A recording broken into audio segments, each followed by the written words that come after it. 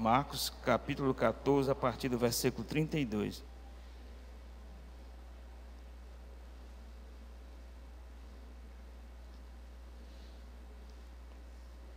O título dessa mensagem é Jesus entende a nossa dor.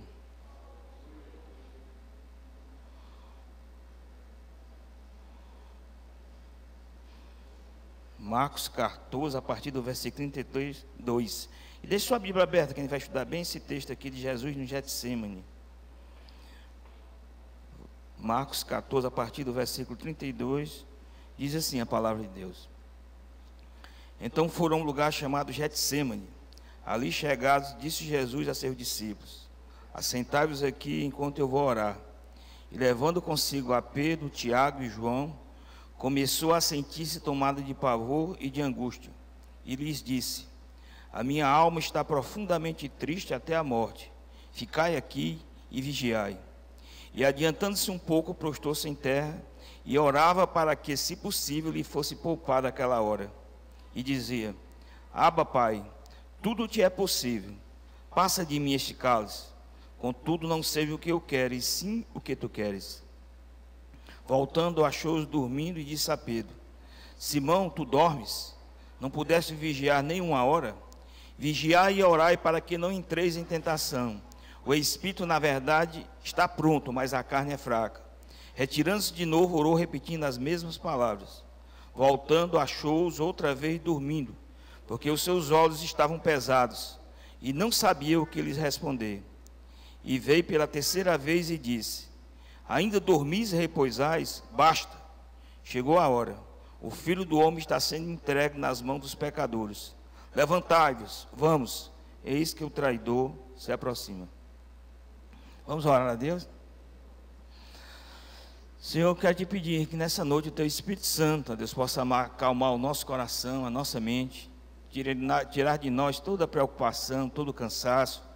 Não permita que nenhum espírito de dispersão venha agir em nós, Senhor, mas que a nossa mente, o nosso coração, esteja cativo à ministração da Tua palavra, Senhor.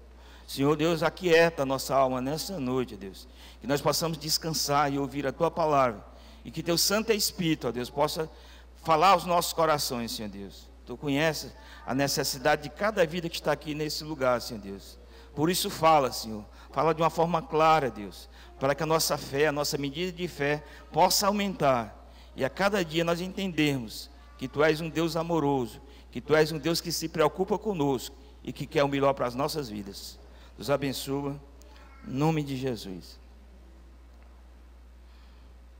Aqui nesse texto, quando Jesus está no Getsemane, nós podemos ver a grande luta espiritual de Jesus. Está vendo? Uma das maiores lutas espirituais que Ele trava. Às vezes a gente pensa que a grande tentação foi ali, quando Ele inicia o ministério dele. Realmente foi um momento que o diabo tentou fazer com que Ele não prosseguisse na missão que Deus tinha dado a Ele.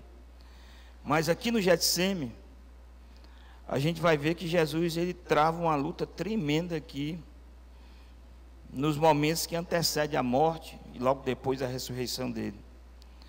A palavra Getsemane quer dizer prensa de azeite, né? Aqui no versículo 32 ele diz: então foram a um lugar chamado Getsemane, e ali chegados, disse Jesus a seus discípulos: assentai-vos aqui enquanto eu vou orar.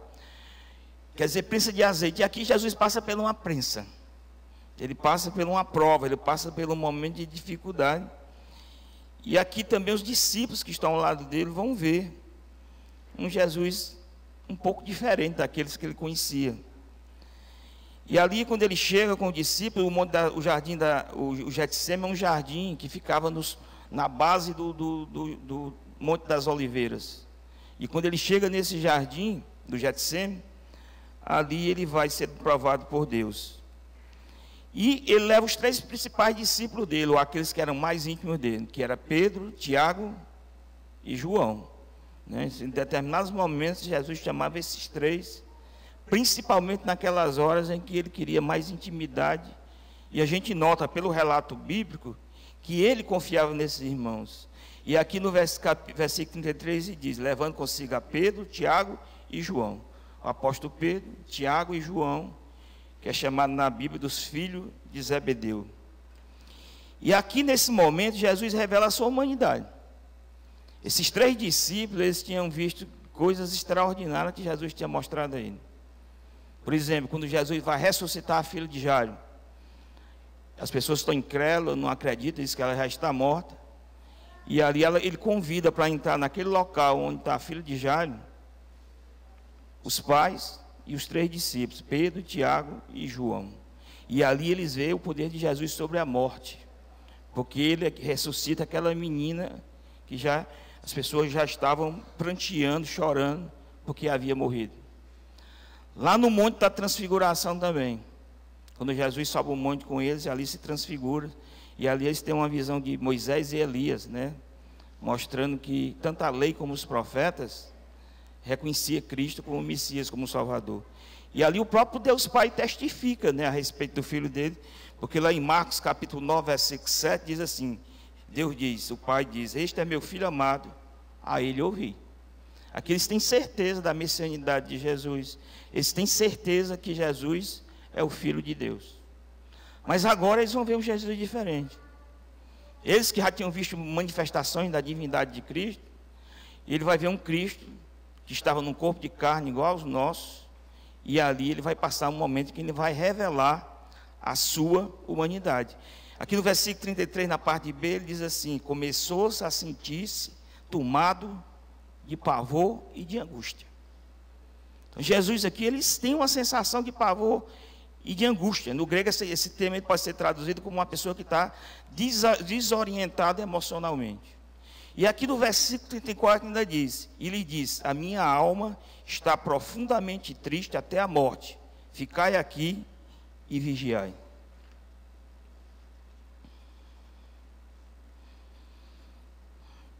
Jesus, ele não está impassível diante do sofrimento humano. A gente vê isso na Bíblia, né? Tem vários relatos que a gente vê que Jesus, ele entende a nossa dor, ele compartilha a nossa aflição, ele compartilha a nossa angústia.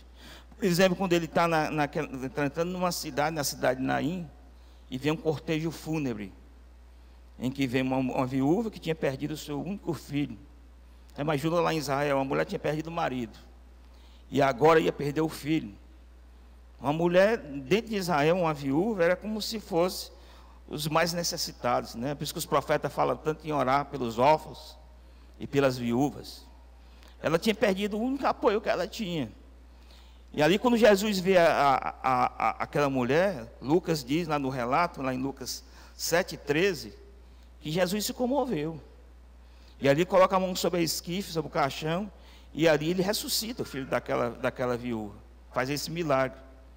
Diante da morte de Lázaro também, o seu amigo, a gente vai ver um Jesus emocionado, um Jesus chorando.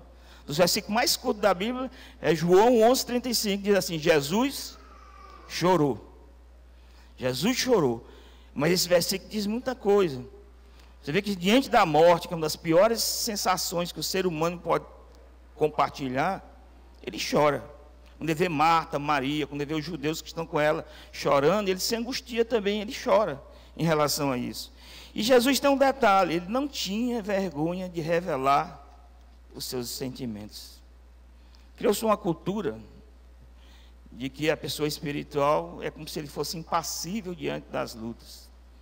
Que qualquer demonstração de sentimento, qualquer demonstração de angústia, de medo, de ansiedade. Eu me lembro que há alguns anos no meu evangelho, hoje as pessoas já estão vendo de uma forma diferente, era sinônimo de incredulidade. Era sinônimo de influência maligna na vida da pessoa. Se uma pessoa dissesse que estava com depressão, ali ele botava as mãos sobre a cabeça dele, orava, expulsava os demônios e pensava que ele podia ir para casa e viver normalmente. Um dos maiores pregadores do século XVIII, Charles Spurgeon, homem de Deus, teve que lutar com a depressão durante toda a vida dele. Ele era um homem de Deus, mas ele tinha essa fragilidade. Acho que era o espinho na carne dele. E ele lutou com a depressão durante toda a vida dele. E era um homem de Deus cheio de fé. E que Deus fez maravilhas por meio da vida dele. Mas criou-se isso. Mas a gente vê na Bíblia, por exemplo, Jesus, ele não tinha vergonha de dizer que está angustiado. Hoje, se um líder evangélico chegar, às vezes, num púlpito e dizer que está angustiado, que está com pavor, que está com a alma pesada, as pessoas vão pensar que ele está com um problema espiritual ou se ele está em pecado. Porque às vezes não admite que você pode estar no caminho de Deus, você pode ser um servo de Deus, ser cheio do Espírito Santo, e a nossa natureza humana se manifestar numa fragilidade, nas nossas emoções. E eu vejo que a gente não tem que ter vergonha de confessar isso diante das pessoas, porque isso é uma parte da imagem de Deus em nós. Os sentimentos é a imagem de Deus em nós. Aquela ideia dos budistas de atingir o nirvana, um estado em que o ser humano não tem sentimentos, é ali roubar do homem a imagem, uma parte da imagem de Deus que Deus colocou. Porque o Deus da Bíblia tem sentimentos. É lógico que os sentimentos dele são mais elevados do que os nossos, o amor dele é maior do que o nosso, a ira dele é uma ira santa. É diferente, mas ele tem sentimentos. E como nós somos formados à imagem e à semelhança de Deus, os sentimentos é uma parte dessa imagem. Aqui no Ocidente, às vezes as pessoas demonstram poucos sentimentos. E a gente é criado numa cultura, principalmente os homens. Hoje está mudando. E o homem não pode chorar, né? Você não pode deixar transparecer as suas fragilidades. Você não pode mostrar os seus sentimentos. Os judeus não tinham essa preocupação, não. Quando os judeus pranteavam, rasgava as vestes, vestia pano de saco, rogava a terra na cabeça, arrancava os cabelos da barba. Eles tinham uma demonstração exterior do tanto que a alma deles estava angustiada. É por isso que esses homens de Deus, como Jeremias, ele compôs lamentações. Lamentações é como um canto fúnebre, é um canto de angústia. É um canto em que aquele que está fazendo o canto, o profeta, ele está indo à alma dele sentimentos que às vezes são até exagerados. Porque ele quer ser tratado por Deus. Ele quer mostrar a profundidade da alma dele diante de Deus. Ele quer mostrar a sua humanidade, ele quer mostrar a sua fragilidade, para que Deus possa tratar. As nossas orações também têm que ser assim. Quando nós oramos, nós temos que ter uma oração sincera diante de Deus. E colocar diante de Deus os nossos medos, as nossas fragilidades, para que o próprio Espírito de Deus possa vir como bálsamo e curar a nossa alma. Mas aqui também Jesus queria ensinar os seus discípulos como enfrentar tribulações. A gente vai ver que Jesus estava preocupado com aquele momento que ele estava vivendo, que o gentil também ia passar uma tremenda batalha espiritual. Mas eu creio que aqui também, quando ele chama esses 3 discípulos, ele queria ensinar como ele ensinou lá na casa de Jairo e como ensinou no Monte da Transfiguração. Ele queria ensinar que esses momentos que ele estava passando, que era um momento crítico do ministério dele, onde que na semana seguinte ele seria morto e crucificado, eles também iam passar por situação desse tipo. Eles iam passar por lutas desse tipo. E embora naquele momento a gente vai ver que eles não tem como corresponder a Jesus. Eles fazem dormir. Não tem como. Mas eles aprenderam. E quando eles receberam o Espírito Santo no dia de Pentecostes, quando eles começaram os ministérios deles, eles também tiveram momentos em que eles tiveram que ir para o jardim de Getsêmani. E todos nós, servos de Deus, um dia nós podemos estar no jardim de Getsêmani. E aí é bom entender aqui o que é que Jesus faz nesse momento, nesse relato aqui do Getsêmani. Quais são os princípios que Jesus, o Espírito Santo, nos ensina, como nós devemos nos portar nesse momento. Primeira coisa, orar ao Pai. Aqui no versículo 36, a partir do versículo, ele diz: e dizia: Abba, Pai, tudo te é possível, passa de mim este cálice. Nesses momentos da nossa vida, a gente tem que ter convicção de fé, que nós temos um Pai Celestial que nos ama, que se preocupa com nós, está pronto a nos socorrer. Nós temos que ter essa certeza de fé. Jesus chama aqui no aramaico essa palavra Abba, quer dizer paizinho, paizinho querido. Ele ali fala como um filho, uma criança fala ao pai. E é assim que nós devemos fazer. Como uma criança fala ao nosso pai, porque nós temos um Pai celestial que nos ama, que se preocupa conosco. Se mesmo que os nossos pais terrenos não se preocupam conosco, Deus se preocupa. Mesmo que o nosso pai não foi aquela figura de pai que nós esperávamos que ele fosse, nós temos um Pai lá no céu, que entende as nossas dores e nos acolhe nos momentos de aflição. É isso que Jesus faz aqui, quando ele começa a orar, a buscar ao Pai. nos momentos mais difíceis do ministério de Jesus, os mais importantes, ele vai orar com o Pai, para prestar atenção. Quando ele vai iniciar o ministério dele, ele vai para o deserto. Ali, o deserto é um lugar de jejum e oração. E durante 40 dias ele vai ser tentado pelo diabo. Mas aí ele vai vencer essas tentações para iniciar um ministério cheio do poder do Espírito Santo. Porque ele sai dali, o Lucas diz no Evangelho, que ele sai cheio do poder do Espírito Santo, para fazer a missão que o pai dele havia confiado. Mas ele teve 40 dias de oração e de jejum ali. Deu uma batalha espiritual tremenda. Quando ele vai escolher os 12 apóstolos, ele sobe ao monte e ora toda noite, para no dia seguinte anunciar o nome dos 12. Aqui no Getsêmani, quer dizer, que vai começar a última semana do ministério dele aqui na terra, ele passa essa noite de oração aqui, essa noite de pranto. Mas ele tinha uma convicção, ele tinha um paizinho querido. Você tem essa convicção que você é um filho ou uma filha amada de Deus? Que Deus te ama? Que Deus é capaz de mover céu e terra para te abençoar? E ele diz, Senhor, para mim, para ti, tudo é possível. Quando nós oramos, nós também temos que entender que para Deus tudo é possível. Nós podemos lutar qualquer causa diante de Deus, na certeza que se for da sua vontade, Ele vai nos atender.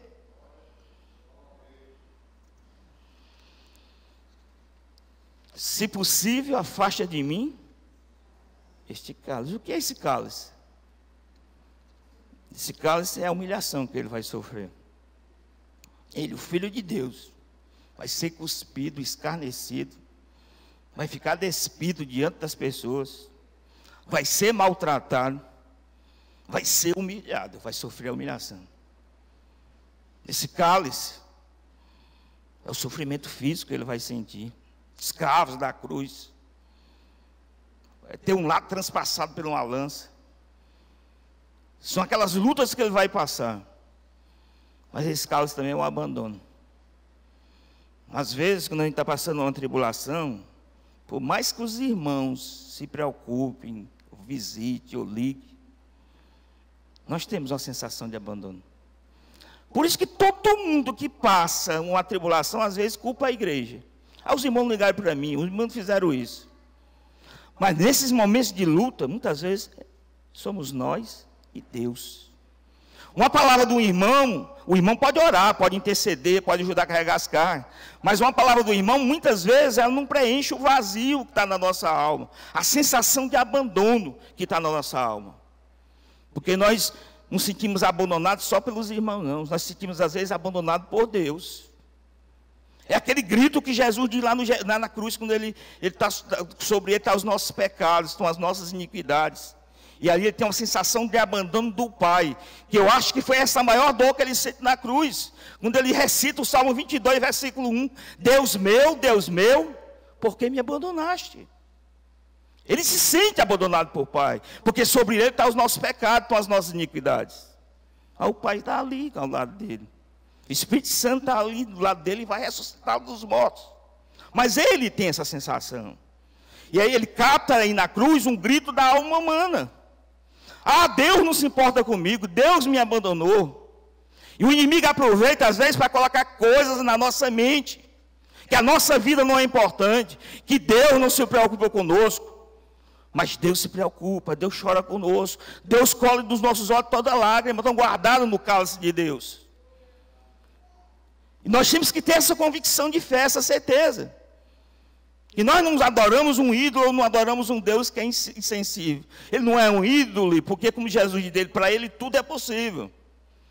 Ele não é insensível, porque ele conhece a nossa angústia, ele conhece a nossa dor. Segunda coisa, nesses momentos. O que é que nós devemos ter? Além de orar. Ter uma alma dócil para aceitar a vontade do Pai. Aqui na parte B desse versículo 36, ele diz assim, contudo, não seja o que eu quero, o sim que tu queres. A oração, muitas vezes que nós oramos, que nós colocamos diante de Deus, é para Deus nos dar um não. Às vezes a gente ora anos e anos por uma causa, mas de repente o Espírito do Santo testifica o nosso coração que a resposta de Deus para as nossas petições é não. Qual foi a resposta que Jesus recebeu aqui do Pai? E ele mesmo sabia que não era possível afastar o cálice, porque ele veio a esse mundo para morrer na cruz. E sabia que a missão principal do ministério dele, da encarnação do Verbo, era morrer na cruz pelos nossos pecados. Não havia como afastar esse cálice. Ali na fragilidade humana ele diz, mas de repente ele diz: mas Senhor, contudo, seja feita a tua vontade. Nós também temos que ter uma alma dócil para receber um não de Deus. E entender que a vontade de Deus é boa, perfeita e agradável. Se Deus não responde com sim, responde com não, é porque aquilo que Ele está determinando para a nossa vida é bom, perfeito e agradável. Essa é a nossa convicção de fé. Porque as nossas orações e petições, muitas vezes são erradas. Os anseios da nossa alma, o nosso coração, muitas vezes é enganoso. Mas o Deus que tudo vê, tudo sabe, que para Ele não existe presente, passado e futuro, tudo está patente aos seus olhos, Ele sabe qual é a melhor a resposta da nossa oração. Por isso a gente tem que dizer: Senhor, seja feita a tua vontade. Terceira coisa, nós temos que vigiar e orar para não sucumbir às tentações.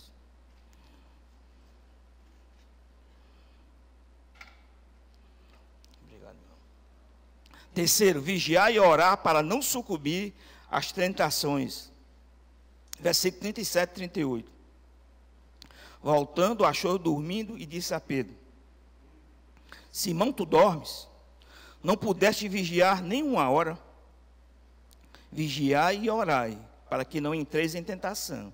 O espírito, na verdade, está pronto, mas a carne é fraca. E realmente ele vai ceder à tentação, Pedro, né? Porque ele vai negar Cristo 3 vezes. Então, quando nós passando por luta, a gente tem que vigiar e orar. A gente não pode ficar dormindo. Embora às vezes tem luta na nossa vida que tem um peso espiritual tão grande, você não consegue nem orar. Mas chore diante de Deus, que o Espírito Santo transforma os seus gemidos em inexprimíveis em oração ao Pai. Porque nós não sabemos orar como convém. É o Espírito de Deus que intercede e ora por nós. Mas nós temos que nos derramar diante de Deus. Nós temos que vigiar. Nós, para não cedermos às tentações, à cilada do maligno, nós temos que orar. É o que Jesus está dizendo aqui para eles. Para não sucumbir às tentações. Mas 3 vezes Jesus vai orar. Nas 3 vezes que ele volta, os 3 estão dormindo. Lucas diz, nesse mesmo relato do Getsêmani, que estava dormindo um sono de tristeza. Diz que a depressão, nunca tive depressão, eu não sei, mas diz que dá um sono tremendo, né? Se um homem com depressão na Bíblia, Elias, o que é que ele faz? Fica debaixo do pé de zimba e vai dormir. E ali o anjo vem, acorda e dá alimento para ele. 2 vezes. E a Bíblia diz que na força daquela comida, ele andou 40 dias e 40 noites em direção ao Monte Horebe. Mas ele tem um momento de desânimo. Mas nós temos que orar nessas horas. Aqui no versículo 39 e 40 ele diz: retirando-se de novo, orou repetindo as mesmas palavras. Voltando, achou outras vezes dormindo, porque os seus olhos estavam pesados. E não sabia o que lhe responder. Mas Jesus ensina aqui outra coisa: que nós temos que perseverar na oração. Ele ora 3 vezes. E a Bíblia diz que ele repete as mesmas palavras. Aí você pode dizer: mas a Bíblia diz que nós não devemos fazer oração repetitiva. Às vezes eu estou orando, por exemplo, pela minha família, eu digo: meu Deus, será que eu estou fazendo uma oração repetitiva? Porque todo dia eu oro por isso. Mas você sabe que é oração repetitiva? É aquela ladainha que você tira no piloto automático e não sabe nem o que está dizendo. Você pode fazer a mesma oração todo dia, mas se você tiver a sua mente conectada, o seu espírito conectado com o Espírito de Deus, não é uma oração repetitiva. Porque aqui Jesus ora da mesma forma 3 vezes. E nós não podemos desistir facilmente. Nós temos que orar 1 vez, 2 vezes e 3 vezes. Mas o que é que os discípulos fazem? Dormem. Irmão, a igreja hoje está vivendo uma época de sonolência e de apatia espiritual. Nós estamos no meio de uma tremenda batalha espiritual.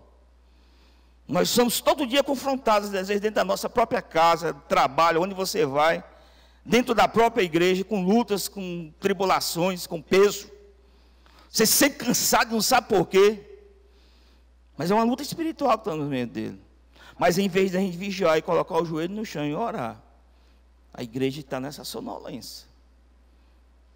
A gente tem que pedir a Deus para abrir os nossos olhos. A gente tem que pedir a Deus para tirar de nós essa apatia espiritual. E nós perseverarmos em oração, e nós vigiarmos. Porque os dias que nós vivemos são difíceis.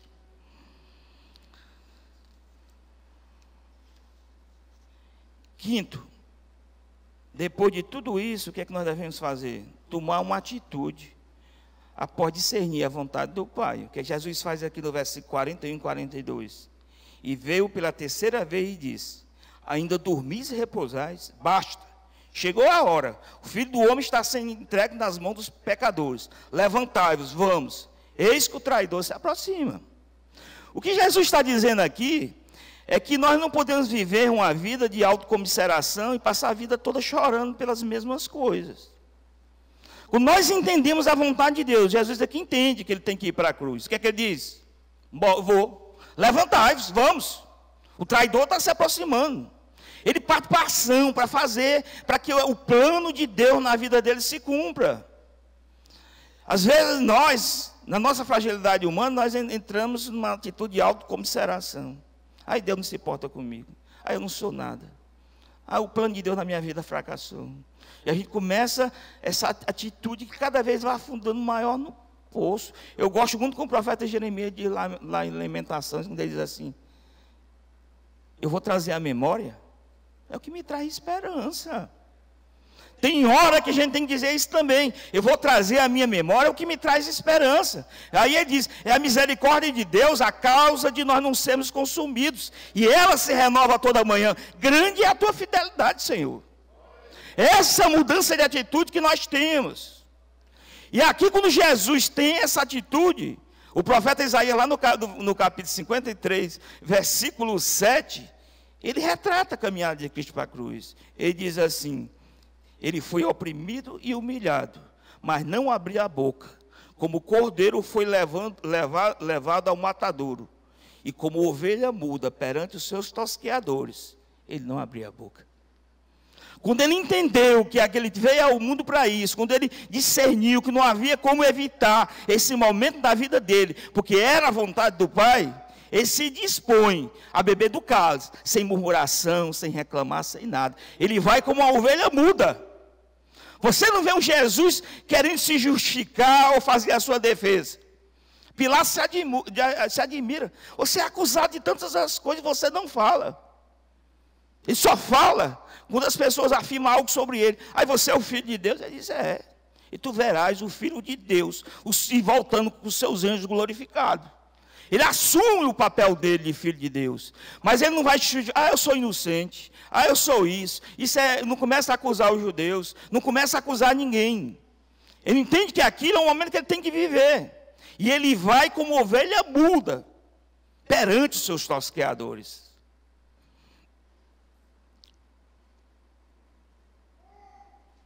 O que implica o fato de Jesus ter habitado em um corpo humano e ter sofrido as nossas limitações? A gente sabe que a maior missão de Jesus aqui, nesse mundo, como diz lá em Hebreus 2:9, é provar a morte por todos os homens. A missão principal dele é morrer na cruz pelos nossos pecados. Mas hoje nós entendemos que Deus conhece a nossa fragilidade, a nossa dor, a nossa angústia, porque Ele se fez homem. E por isso Ele pode ser um sumo sacerdote fiel e misericordioso. Agora, revelação para nós. Deus sempre entendeu a nossa dor e o nosso sofrimento, porque Ele nos criou com as suas mãos. Ele conhece o nosso vazio espiritual, Ele sabe os gritos da nossa alma, Ele conhece as nossas dores, as nossas angústias. Mas a grande questão é, Deus sabe isso também?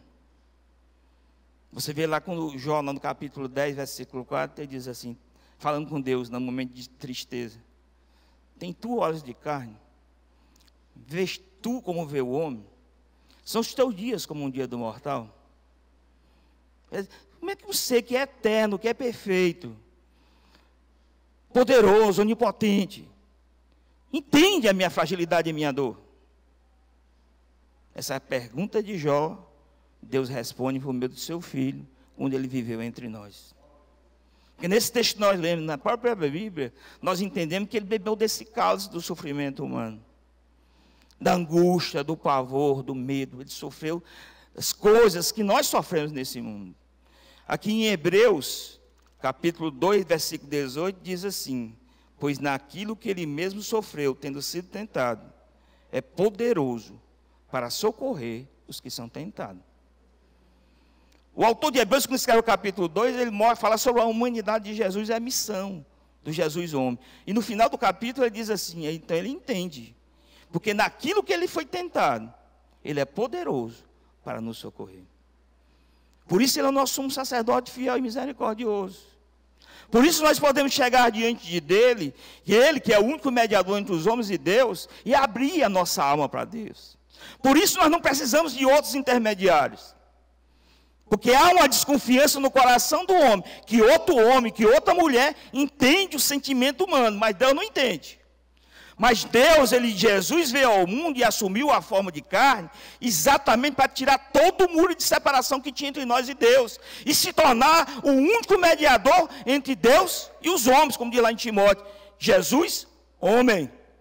A humanidade de Cristo mostra que nós podemos nos aproximar dele, que nós podemos abrir a nossa alma nele, que nós podemos confiar nele, que nós não precisamos de outros intermediários. Essa dúvida que havia no nosso coração, quando nós cremos no Filho de Deus, ela é removida. E nós podemos nos aproximar dele com ousadia, e crendo que ele nos compreende. Abra sua Bíblia em Hebreus capítulo 4, versículo 14, para a gente terminar.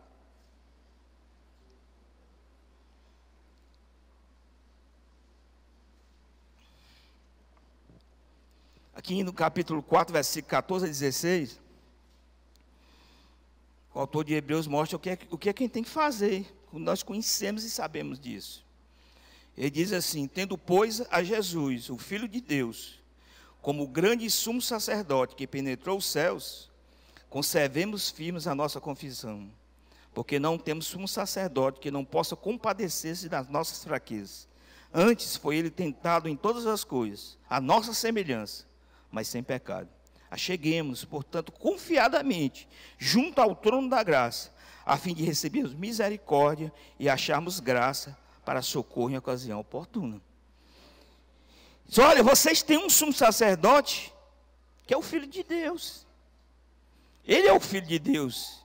Esse grande sumo sacerdote, ele penetrou nos céus, porque ele morreu, mas ressuscitou, e o Pai o exaltou acima de todas as coisas, e deu autoridade nos céus e na terra, e ele está sentado à direita de Deus. Mas tem outro detalhe também, em função disso, conserve firmes na vossa confissão, não deixe de confessar a razão da sua esperança, não deixe de não crer no poder de Deus na sua vida, e não deixe sempre de proclamar o nome do Senhor, e confessar a razão da nossa esperança. Por quê? Porque temos um sumo sacerdote que nós não temos um sumo sacerdote que não possa compadecer das nossas fraquezas. Ele se compadece das nossas fraquezas. Por quê? Foi tentado em todas as coisas. Em todas as áreas Jesus foi tentado. A nossa semelhança. Agora tem uma diferença. Mas sem pecado. Ele não pecou, por isso ele ressuscitou dos mortos. E aí, em razão disso, o que ele tem que fazer? Acheguemo-nos, vamos nos aproximar de Cristo, vamos buscar intimidade com Ele, vamos nos abraçar com Cristo nos momentos de luta e de dificuldade, confiadamente, vamos aprender a confiar em Jesus, e chegar junto ao trono da graça, a fim de receber misericórdia e acharmos graça para socorro em ocasião oportuna. O que o autor de Hebreus está dizendo é o seguinte: se você sabe de tudo isso, se você tem convicção de fé que Jesus é o Filho de Deus, que Ele é o grande sumo sacerdote, que Ele entende a nossa dor, que Ele se importa conosco, se aproxime dEle.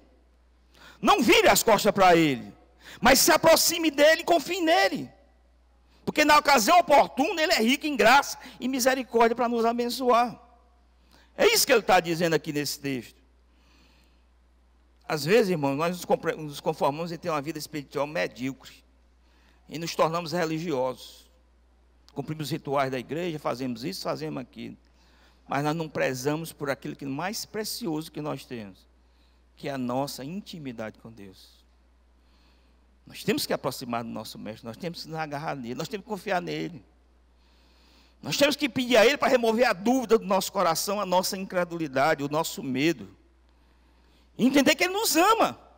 Nunca nos senti um cristão de segunda categoria, mas sentimos como filhos amados de Deus, como co-herdeiros de Cristo, e saber que Deus está ao nosso lado, e que Cristo se preocupa conosco, entende a nossa dor.